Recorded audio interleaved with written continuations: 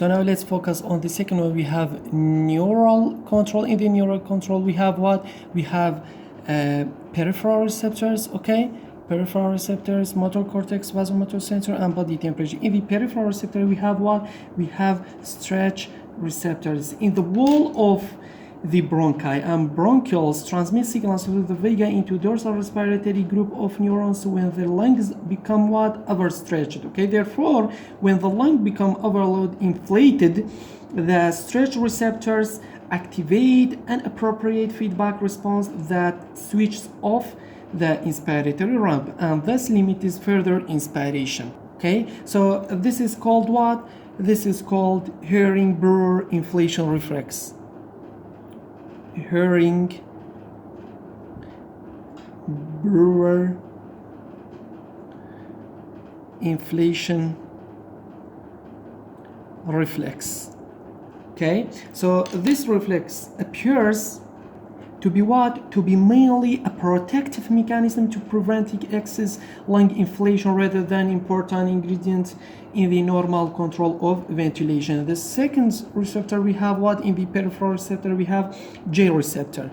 J receptors. Okay, in the J receptor, these receptors are located in the pulmonary interstitium at level of the pulmonary capillary and are stimulated by what? Distension of the pulmonary vessels. For example, as caused by what? By left ventricle failure, pulmonary embolization, okay? These receptors initiate reflex causing what? Causing rapid and shallow breathing, tachypnea, okay? So the other one we have what? We have chest wall receptors, okay? Chest wall receptor, the third one, which can detect the force generated by the respiratory muscle during breathing, okay? If the force required to distend the lungs becomes excessive, either as a result of high airway resistance or low compliance, the information from these receptors gives rise to the what? To the sensation of dyspnea, okay? Difficulty in breathing. So the other one we have what? We have irritant receptors, okay? These are all regarding the peripheral receptor, okay? So irritant receptors located in the large airway and are stimulated by smoke, noxious gases, okay, and particulates in the inspired air. These receptors initiate reflex that cause coughing, bronchoconstriction, mucus secretion, and breath holding, okay? For example, apnea. So the other one we have what? We have joint proprioceptors, okay? Joint proprioceptors during exercise, the body movement, especially of the limbs, are believed to increase pulmonary ventilation by exciting that, then transmit the excitatory impulses to the what? To the respiratory center, okay? This all regarding what? To belong to peripheral receptors. So the second one we have what? We have motor cortex, okay? In the motor cortex,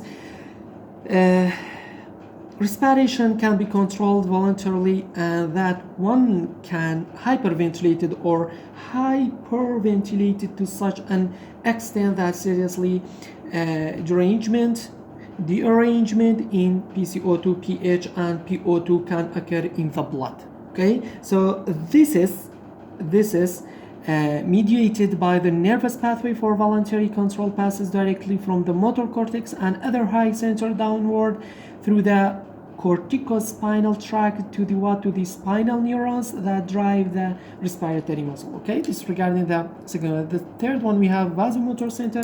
In the vasomotor center that control peripheral vasoconstriction and heart activity is closely related to respiratory center in the medulla, okay? A moderate degree of what? Of spillover of nerve signal occur between the two centers. Therefore, almost any factor that increases the activity of the vasomotor center also has at least a moderate effect on what? On increasing respiration, okay?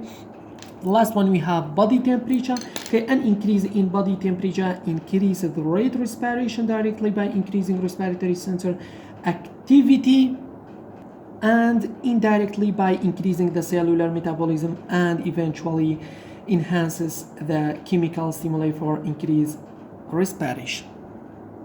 Okay, so this is all regarding what? Neural control. Okay, then we have what? Then we have pulmonary blood flow. In the pulmonary circulation is basically low pressure, low resistance, highly compliant system. Okay, pressure in the pulmonary artery is about what? Is about 25.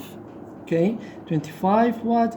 Millimeter Hg. Okay, this is what? This is the pressure in the pulmonary artery, systolic, and 8 mmg milligram per mercury. Hg is what?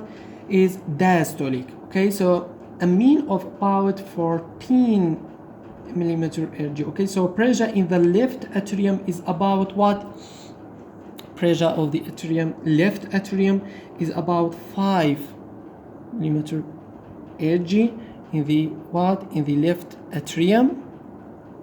Okay, so this is in diastolic and this is in systolic. Okay, so and the resulting in what? Pressure drop across the pulmonary circulation is about what? Is about 9 millimeter Hg, and pulmonary vascular resistance, pulmonary vascular resistance is what? Is 1.8 millimeter Hg per liter per minute. Okay, which is about 10% of the systolic vascular resistance.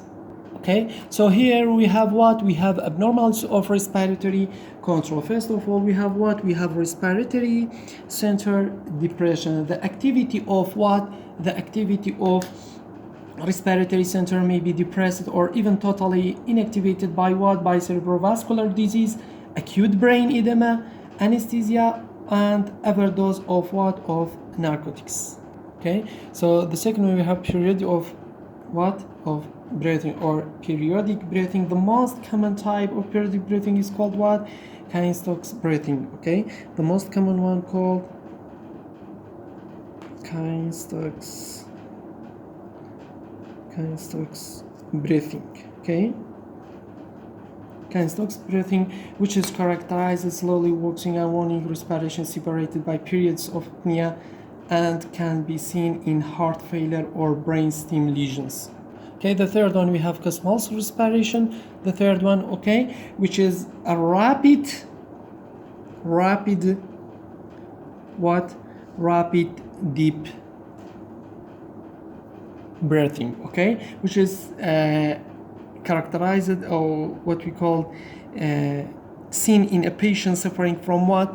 Suffering from diabetic ketoacidosis. Okay, DKA.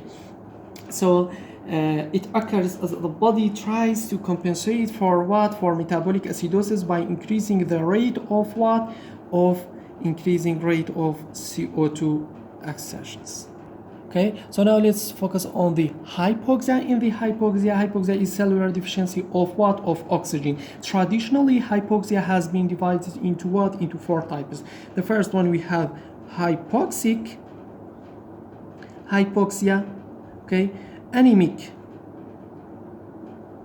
hypoxia, and ischemic hypoxia, and histotoxic ischemia. Okay, so the second one, we have cyanosis. In the cyanosis, it is a bluish discoloration of the tissue and appears when the reduced hemoglobin concentration, okay, reduced hemoglobin concentration of the blood in the capillaries is more than what? Is more than what we call 5 gram per deciliter. Okay, cyanosis is easily seen in mucous membrane and the thin skin area like lips, fingers, ear lobes, or nail bed. And also cyanosis can be divided into 2 types, which is central cyanosis and what we call peripheral cyanosis. Okay, which is in the central cyanosis, in which there is hemoglobin undersaturated or an abnormal hemoglobin derivative, and what we call the mucous membranes and skin are both affected, while the peripheral cyanosis, which is due to what? Due to a slowing of blood flow to an area and abnormal grade extraction of oxygen from normal saturated arterial blood. Okay, so the third one we have hypercapnia. In the hypercapnia, it means excess of what? Of CO2 in the body. In the body fluids. Okay, in the blood vessels. So hypercapnia is associated with hypoxia when hypoxia is caused by hypoventilation or by circulatory what? Deficiency. Serious hypercapnia actually doesn't occur because CO2 diffuses 20 times of what? As rapid as what? As oxygen. So the another one we have oxygen therapy. In hypoxia, oxygen therapy is of great value, especially in certain types of hypoxia such as low atmospheric oxygen, hypoventilation hypoxia, diffusional hypoxia, and of slight value in hypoxia due to other causes. Okay, and then we have the last one, we have oxygen or ototoxicity, administration of what? Of 100% of what? Of oxygen has been what? Has been demonstrated to what? To exert what? Toxic effect. Okay, toxic effect is the toxicity seems to be due to what? Due to the production of the superoxide anion. Okay, superoxide anion, I mean O2 minus. Okay, and H2O2, H2O2. Okay,